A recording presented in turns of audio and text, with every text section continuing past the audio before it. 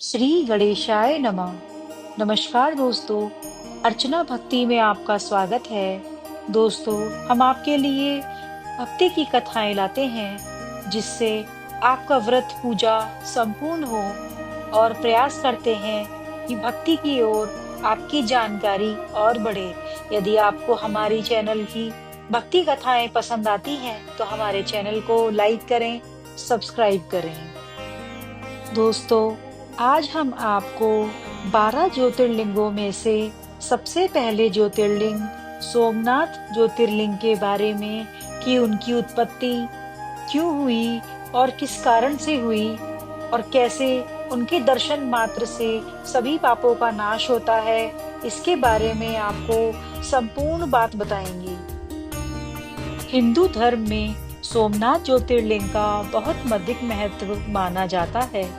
मान्यता है कि स्वयं चंद्रमा ने इस ज्योतिर्लिंग की स्थापना की थी।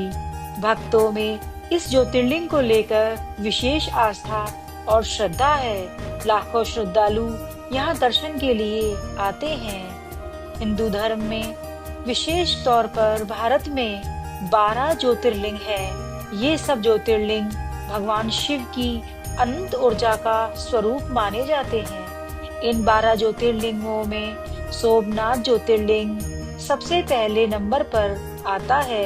यह ज्योतिर्लिंग गुजरात के सौराष्ट्र क्षेत्र के वेरावल बंदरगाह में स्थित है। सोमनाथ ज्योतिर्लिंग का बहुत खास महत्व माना जाता है।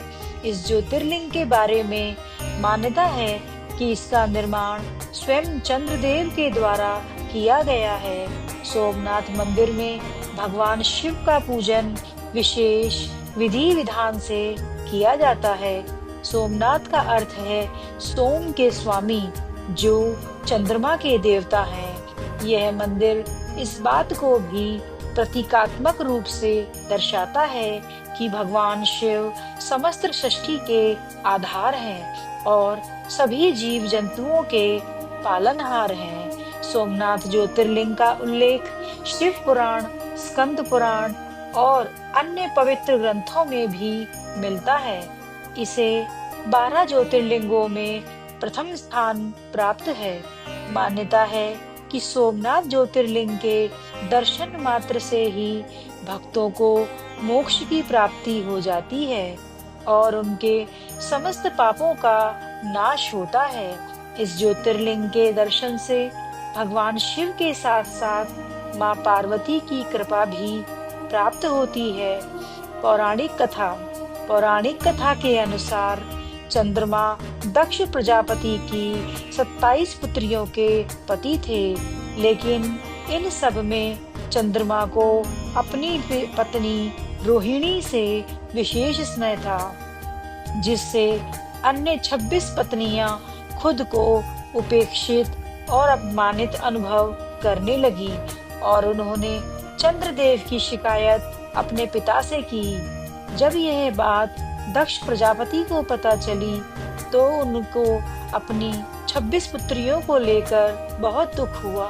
उन्होंने चंद्रदेव को समझाने का प्रयास भी किया, लेकिन असफल रहे। तब राजा दक्ष ने चंद्रमा को श्राप दिया कि उनका तेज धीरे धीरे कमजोर हो जाएगा। दक्ष प्रजापति के श्राप के कारण चंद्रमा का तेज कम होने लगा और वे अत्यंत दुखी हो गए। इस श्राप से मुक्ति पाने के लिए चंद्रमा ने ब्रह्मदेव के कहने पर गुजरात के सौराष्ट्र क्षेत्र में प्रभास तट पर जाकर शिवलिंग की स्थापना कर उनका पूजन किया और भगवान शिव की घोर तपस्या करने लगे। चंद्रमा की तपस्या से प्रसन्न होकर भगवान शिव ने उन्हें दर्शन दिए और राजा दक्ष के श्राप से मुक्ति प्रदान की और उन्हें अमर होने का वरदान दिया। भगवान शिव ने चंद्रमा को आशीर्वाद दिया और कहा कि वे प्रत्येक 15 दिनों में पुनः पूर्णिमा का रूप धारण करेंगे और फिर से क्षीण होंगे। इसके बाद से भगवान शिव को सोमनाथ कहा गया, जिसका अर्थ है सोम के स्वामी, अर्थात चंद्रमा के स्वामी।